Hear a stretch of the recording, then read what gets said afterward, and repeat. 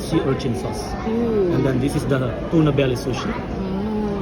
Slow cooked egg on top with cucumber and salmon salad. And then this one is the crab aviola or with puff pastry. Now for the sweets, this is the toffee Santa Claus, Yeah. banana cake, milfoy of cherry and pistachio. Yeah. And then this is the snowflakes with figs. Yeah. And then the Rudolph blood orange cake. Ooh. And then the glass, this is actually the hazelnut apple caramelized panna cotta. Oh, nice. At the bottom, this is the green tea flavored scone that you can use the sakura cream and then as well as the honey and then the Yes. jam to top with the Nice. same. So